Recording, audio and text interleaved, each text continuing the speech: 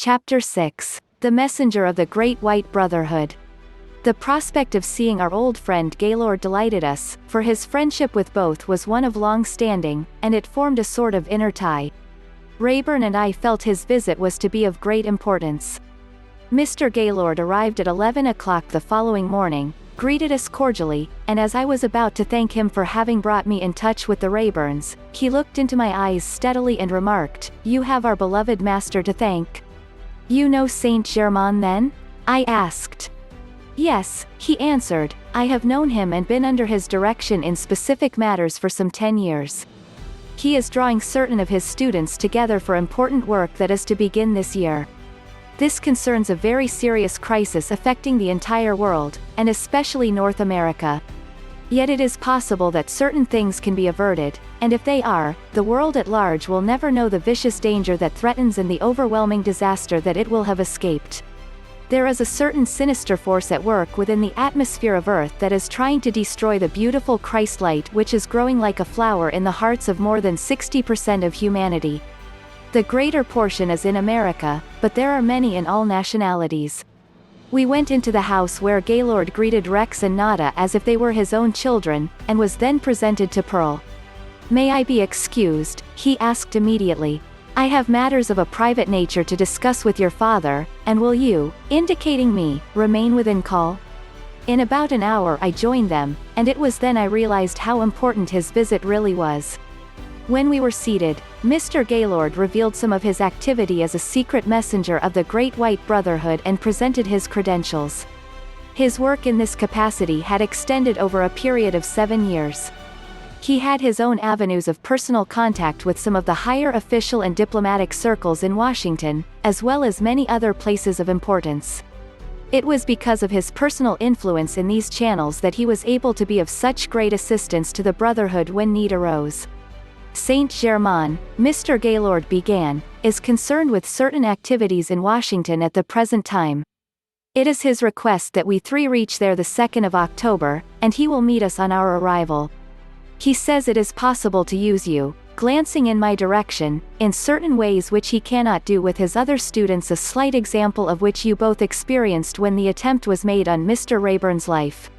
Remember always," he went on, directing his conversation entirely to me, "that our eternal motto and rule of conduct is, to know, to dare, to do, and to be silent.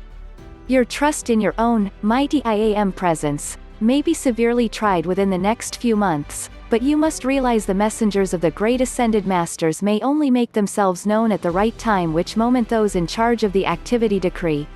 With a few more personal directions to me, the meeting was over. After dinner Rayburn and Gaylord went to the tower room. We met again at breakfast the next morning and I learned they had both been present at an important council of the Ascended Masters in Arabia.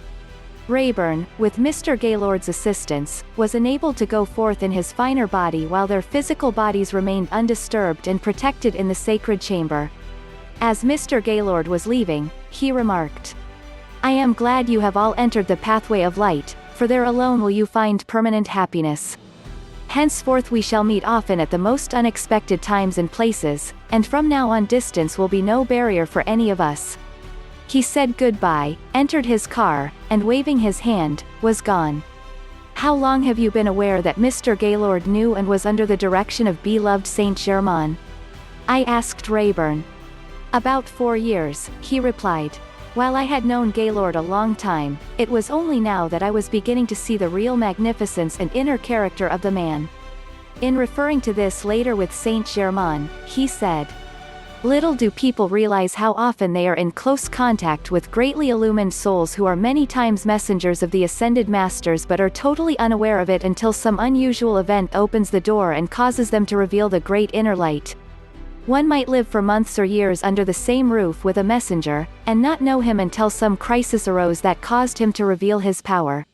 The young people left for school the next day, and Bob returned to the ranch with us to receive directions from Mr. Rayburn about the work at the mine, and orders to be ready to return early the following morning. That evening we three had a quiet, confidential talk that revealed still more of the nobleness of Bob's character. Arrangements were made for him to come to Washington, D.C., at Christmas time for the meeting with Saint Germain.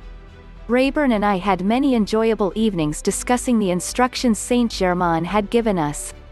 One evening about a week after Bob had left, we were deep in the study of re-embodiment when Rayburn read to me some of the material on this subject which beloved Saint Germain had given him. I quoted exactly, "If human beings only understood that human embodiment upon this earth is an opportunity given the personal self by the great law of balance to correct the mistakes made in previous lives, they would use every experience and extract the lesson from it instead of rebelling against circumstance and being used by it." This constant return to physical embodiment, or garments of flesh, would be an endless circle of cause and effect if it were not that man has the presence of God within him. This part of you which says, "I am," is the life, the intelligence, and the power that moves through your physical body. When the discordant habits of the atomic consciousness of your physical body build to such a momentum, the light of the mighty I am presence is no longer allowed to expand, and through that, maintain the fulfillment of a constructive plan of life, the master self begins to decrease its supply of energy, and eventually withdraws. There is only one thing that ever causes what the world calls death, and that is the lack of enough liquid light within the nerve channels. It radiates the cohesive power which holds the atoms together that make up the flesh body. This liquid light is owned by and comes only from the mighty I am presence of the universe. The outer garment is the receptacle into which this presence pours its light for a constructive purpose and use only. When that purpose is continually interfered with, the light is withdrawn, and the flesh body, which should be the temple of the Most High Living God, disintegrates. The experience called death is a constant reproof to mankind and a reminder to the personal self of its disobedience to the original God plan, the divine way of life. If the student really wants to know the truth about re-embodiment and life, he must go to the source of life, the mighty I am presence, and study there, for only as he receives wisdom from his all-knowing mind will he ever be its light. We may have mental concepts and ideas by the thousands, but unless we have become one with a thing through feeling it, we never really know. To gather facts from the world of sense and form, or the outer activity of the mind, is but accretion. Eternal truth, law and intelligence come only from the mighty I am presence, the light of the universe. If one desires to prove to himself the truth of re-embodiment, that proof can only come from his own actual experiences revealed to him by his own God self. No amount of argument or phenomena will ever be proof to anyone. To the one who wishes to have this proof, I give the following, and it is infallible, for the ascended masters have attained their perfection of the ascended state by its use, and others may do likewise if they so choose. If the student, with unyielding determination, will acknowledge and accept his mighty I am presence, call to it constantly, and sincerely reach up to it, 113 love it, and be grateful for its wondrous life which he is using every moment, waking and sleeping he will cause his outer consciousness to be so raised that he will know, see, and experience firsthand the answer to every question and every problem confronting him.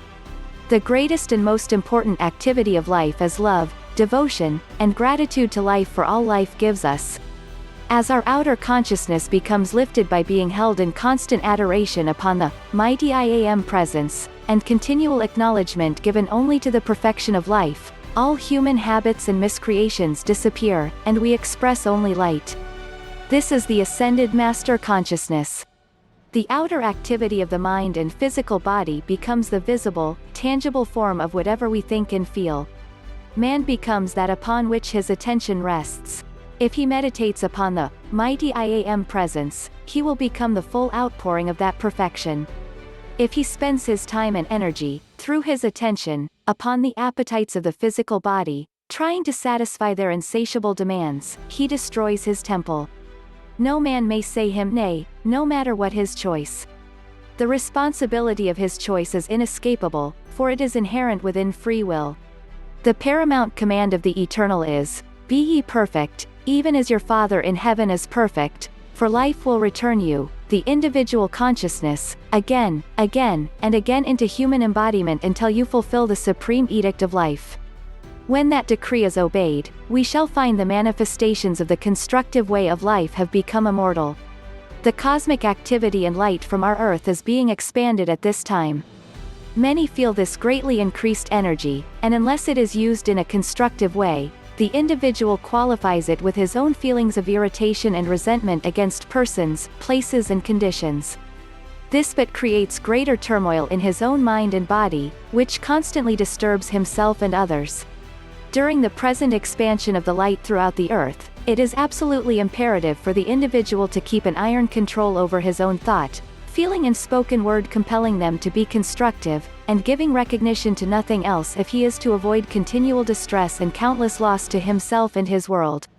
At no time in the history of the planet has this been so important as it is at the present moment. The Earth is passing through the throes of a tremendous new birth, and in the few years just ahead will be in a transition period.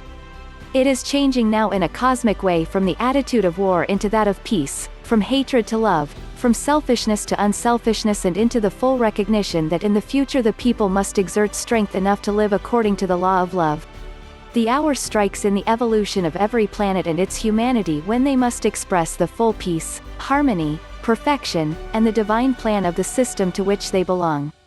When that hour strikes, humanity either moves forward and fulfills God's plan, or whatever portion will not come into alignment with the new activity removes itself to another schoolroom of the universe until those personalities learn obedience to life. The law of life is heaven, peace, harmony and love to every created thing. Even the ethers of infinite space express this harmony everywhere. Human beings are the only creators of hell. They can accept and obey the law of life, and enjoy every good thing of the kingdom, or they can disobey that law and be broken as a reed before the storm by their own self-generated discord. Each individual carries his own heaven or hell with him every moment, for these are but the results of mental and emotional states which the individual has created because of his own attitude. There is no other cause for them. Over the humanly generated chaos of the past there are being poured out by the ascended masters and great cosmic messengers, great streams of love and harmony upon which peace depends. Mankind, having so long pulled against the great cosmic current of love which ever seeks to bless, is now being compelled to turn around and seek the light in order to survive in the midst of its own destructive emanations of the past. The constant command of the ascended masters is, "Let the great light of the mighty I Am presence enfold the humanity of earth quickly that its sufferings may cease." Misery, darkness and ignorance exist only because of lack of love. Mr. Rayburn and I were the only two left at the ranch for the next few weeks. We received splendid letters from Nada and Rex, and occasionally one from Pearl.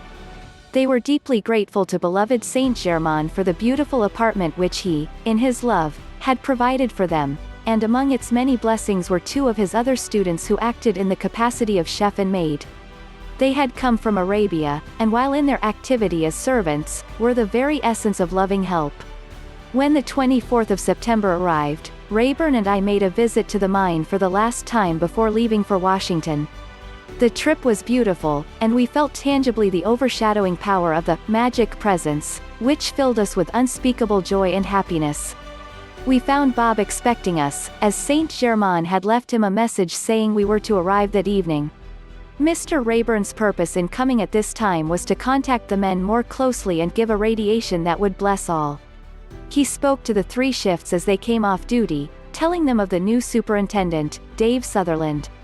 They deeply appreciated Rayburn's kindness and generosity to them, and as he thanked and encouraged them in their work, he seemed more like a brother than an employer. I never cease to marvel at the power of love to bless men and their business when they really accept and live it. Rayburn was a living proof of its efficiency and wisdom in the practical daily experience of the business world. That evening Rayburn spent much time telling Bob many things Saint Germain had revealed to him during their hours of instruction. Bob was as happy as a schoolboy, deeply grateful for all he received. The next morning we 3 said goodbye with hearts full of love. Rayburn and I reached the ranch after an uneventful trip and retired early. The following morning he suggested we take the beautiful Arabian horse out for exercise, that I might see the part of the ranch that lay among the foothills. He asked me to ride Pegasus, and as the groom led the horse out, he broke away and came to me at full speed, rubbing his nose against me as though to express his joy at not being forgotten. Rayburn mounted the black horse belonging to Rex, and we cantered off. We were returning along the foothills when suddenly Pegasus planted his feet and would not move. "Let him have his own way," explained Rayburn. He knows a rattlesnake is near. Give him the reins and then watch. He moved a short distance forward very slowly and then stopped. We distinctly heard the rattle, and looking a short distance away, saw a huge rattlesnake. Don't touch the reins, warned Rayburn. You will see a very unusual thing. Raising his right foot, Pegasus began to strike at the snake slowly, at the same time watching it closely. Suddenly the snake struck, and quick as a flash down came Pegasus' foot on its head, severing it from the body completely. I hugged him. I couldn't help it, but he was quite calm. I dismounted to get the rattles and found there were 12. You had better give me those rattles, said Rayburn. Pegasus will never let you carry them on him. He has a violent antipathy to them. The next morning we left for Denver. We went directly to the Brown Palace Hotel where Gaylord had left word for us to come immediately to his suite of rooms. We obeyed directions and were greeted graciously by our host. He called a porter to check our trunks, and when the man returned, he knew before he accepted the checks that one was missing. My good man, you have not checked one of the trunks, he explained. The porter saw his mistake and returned later with the missing check. We boarded the train at 9 o'clock and found that he had engaged 3 adjoining drawing rooms. Gaylord excused himself almost immediately.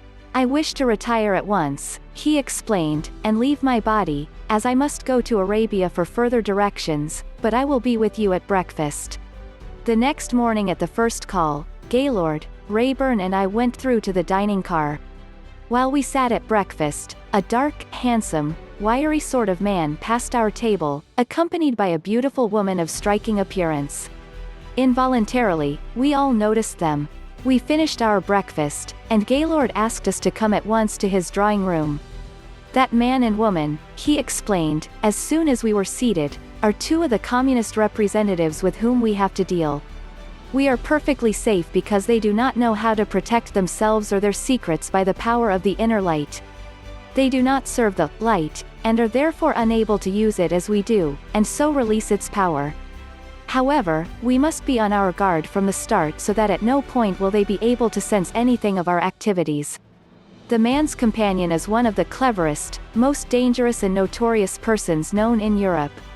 Put on your armor, he said, speaking to me, for in handling this woman, when the time comes, you will need to use all your powers of diplomacy. You have a part to fulfill more important than you dream, but I know your courage, poise, and the assurance from the mighty IAM presence within. That will take you through victoriously. Through my visit to the Far East last night, it is very evident that we are getting into action here none too soon. Those who are the claws of the sinister force are already polluting and corrupting wherever possible by their deceit and treachery.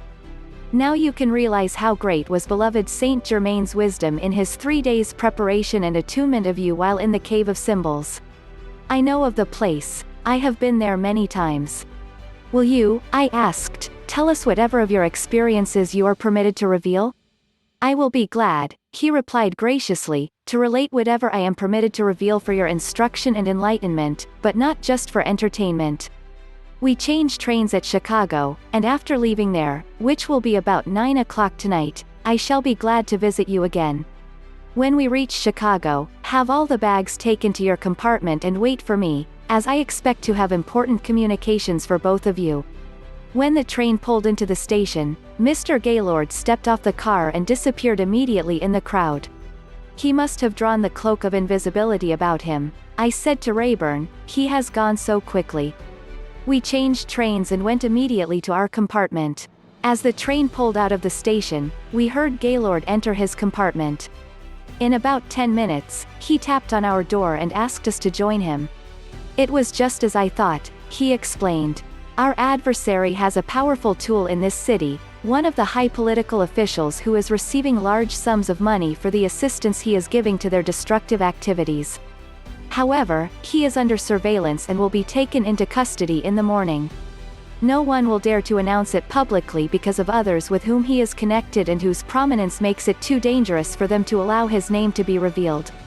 It is the same old story. When the battle grows too fierce in the camp of the unvirtuous, it is each man for himself, and each man's deeds trap him in his own net. The man and his companion whom we saw at breakfast the other morning have taken the compartment next to you," he continued, indicating me. "However, you will know exactly the right thing to do at the right moment, and I know you will do it. Now I will explain, for your instruction, one of my experiences that began in India, reached its height in Arabia, and finished in America. Some years ago, when the aftermath of the war was spending its fury, I was selected by the Council of the Great White Brotherhood in India to act in the capacity of messenger. This work necessitated taking my physical body with me, for at that time I was not able to levitate and transport it through the atmosphere as the ascended masters do.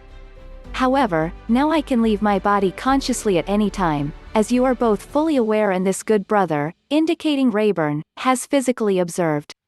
Obeying the call from the Council of India, I sailed for France, the first part of my journey.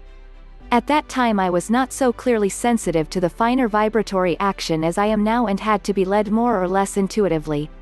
Little did I dream in those days that I was obeying as definitely as I am now. The first morning at sea, I found a most distinguished-looking gentleman seated at my table as I came down to breakfast. He arose as I approached and introduced himself. "I take the liberty of introducing myself," he said. "I trust I am not intruding."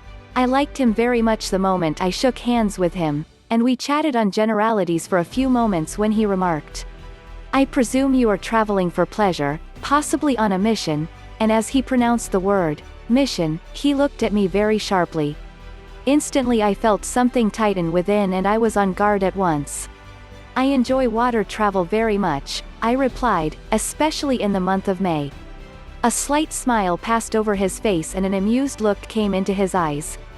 Still, the feeling that I liked him grew stronger, and somehow I could not help it, nor explain the cause. Suddenly he shifted the conversation, began speaking of a certain young prince, and asked if I had met him. "Only as a small child," I replied, "but I have always felt he was a great soul." "Just what do you mean by that?" he asked. "I mean he is one who has lived many lives and attained certain inner knowledge through much experience," I replied. "Then you believe in Ray embodiment?" he questioned again. "I not only believe it, but I know it to be true, and a certain phase of one activity of the great cosmic law," I answered. "You speak with great assurance," he continued. "In this respect, I speak from actual knowledge," I retorted. "Oh, you do? Now for instance, do you think you and I have ever met before?" he went on, and there was a sort of quizzical, half-teasing note in his voice yet a loving kindness in its quality that denied any real opposition to my thought. "Yes," I continued, "we knew each other before the last cataclysm on Atlantis, and also in Egypt. Now we have met again and shall work together many times for our mutual good." I spoke with an inner impelling power and a feeling of authority that amazed me. I was surprised at my own words. He extended his hand, looked at me with a smile that would have melted anyone, and gave me a sign which I knew came only from one of very high authority in the Great White Brotherhood. I was deeply grateful and very happy. "You passed the test splendidly, my brother," he explained, "and it is well you are on guard so naturally. This makes it possible for the inner presence to act at all times. Remember, the mighty I Am presence is the only power which can guard you in the outer activity, for it cannot be done by the personal will. Never fail to maintain this continual guard, for it is imperative in the work you are to do. The great life stream and plan of our work has brought us together for the next few months. Your I Am presence spoke the truth about our having been together in former lives. I rejoice, as I see you do also, that our outer activity unites us again at the present time. Let us go to my cabin, and I will give you some idea of our work. You will receive further instruction in detail from the Council in India." As we entered his cabin I felt a sense of exquisite beauty about everything around him. I did not know then, as I have learned since, that it was not so much the furnishings as the wondrous radiance he shed over them. His blazing aura penetrated, charged, and illumined everything in the room.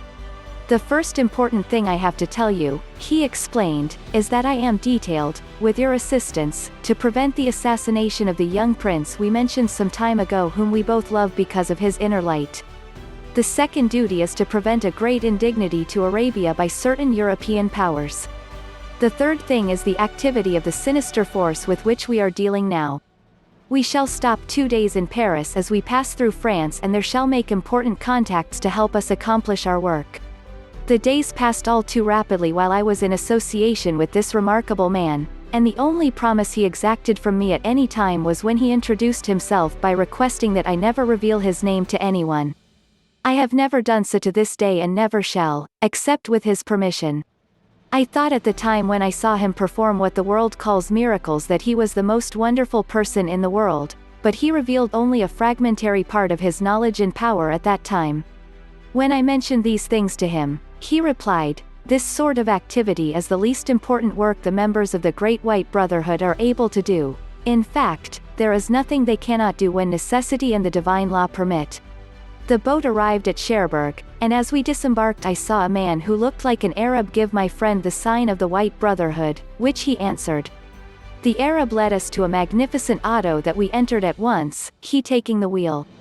Inside the car sat a closely veiled woman to whom I was presented, not by name, but as the brother from the far west of America, and she merely as sister of the White Brotherhood.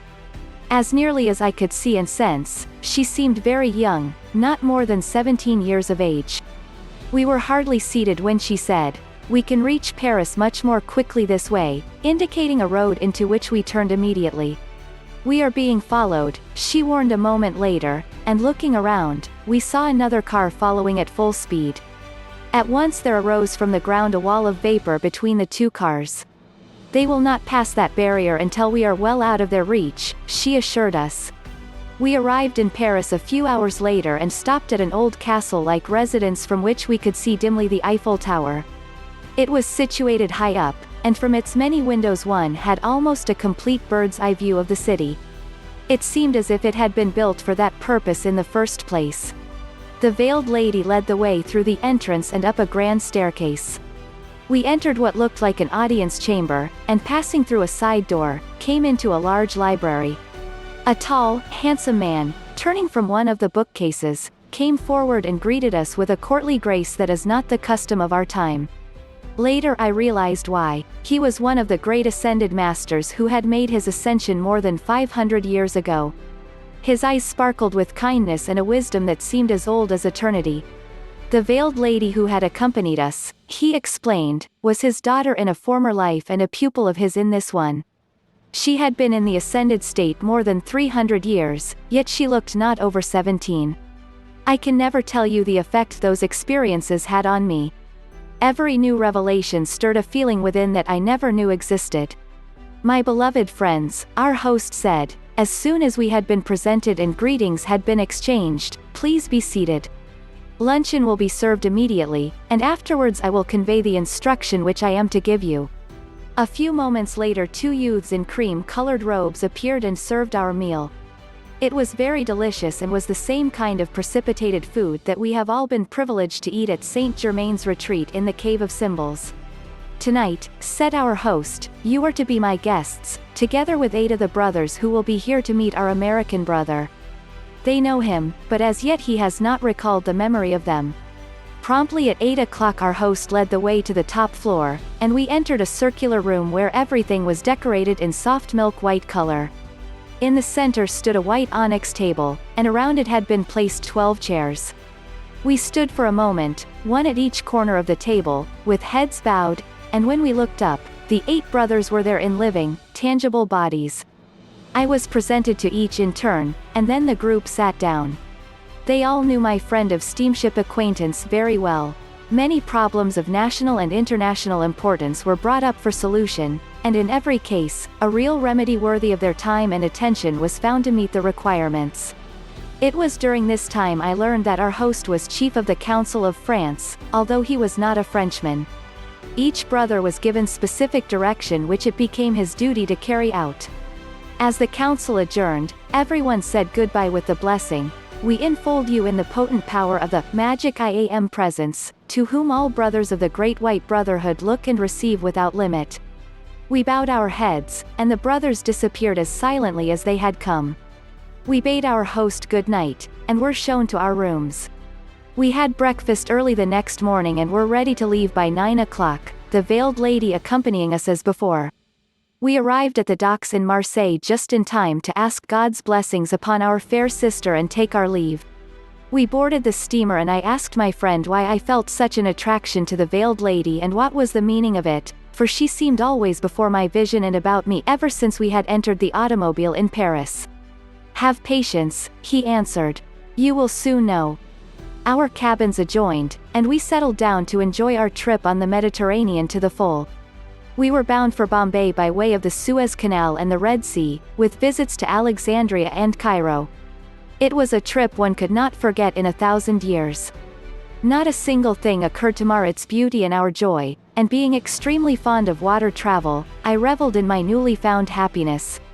As our boat came alongside the pier at Bombay, I was intensely interested, for this was my first trip to that part of the world. Since those years, the Orient has become quite familiar. I had expected that we would make the last portion of our journey by train, but to my surprise, we had scarcely left the gangplank when a handsome young Hindu dressed in white approached. He gave us the sign we knew so well and led us to a large, beautiful auto. He opened the door in quiet dignity and waited for us to enter. To my astonishment, within the car sat another veiled lady who looked very like the one we had left in France. To my intellect that seemed impossible, so I put it out of my mind. I was presented to her in a similar manner as to the other lady. It was not long until our fair companion answered my thought with the question, "Why, my good brother, should we think anything impossible where the understanding of the individual is complete?" "My good sister," I replied, "you are so like a lovely lady we met in Paris that I can hardly believe you are not the same person. Yet we left her there, so she could not be here." "You think not?" she questioned again, and my friend suggested, "We had better watch the beautiful scenery, for we may not pass this way again." The view was powerful and majestic, and a very delightful source of inspiration and enjoyment. It was 10 o'clock in the morning when we left Bombay. We drove until 6 in the evening and by that time had reached a quiet little city. We drove to a large native residence. The man in white driving the auto waited for us to alight and then drove away immediately. Again our veiled sister led the way to the dwelling. A stately, white-haired English lady with a youthful face and figure opened the door. "Welcome, my good sister and brothers," she said, greeting us cordially. "I was anticipating your arrival. Your rooms are ready, and the attendant will show you to them if you care to refresh yourselves after so long a drive. Dinner will be served in 20 minutes. Presently, the soft tones of a bell announced the meal, and we proceeded to the dining room. Imagine my feelings as we met at dinner when I found that the veiled sister who had driven with us from Bombay was the same lady we had met in Paris. As soon as I saw who she was, I greeted her with, "My beloved." I had no intention of saying any such thing and felt greatly chagrined and confused. I apologized profusely and tried to restrain an almost irresistible impulse to talk.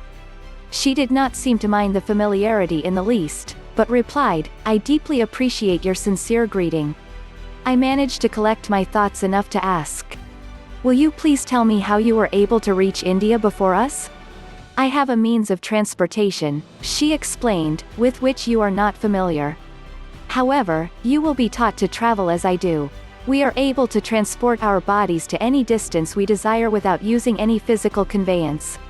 The next morning we were on our way at daybreak. The day was very warm outside, but within the auto it was comfortably cool and delightful. Deliciously cool drinks were always provided for us. We had been driving in the mountains for some time and were climbing steadily when we entered a deep gorge, the walls rising at least 2,000 feet on each side.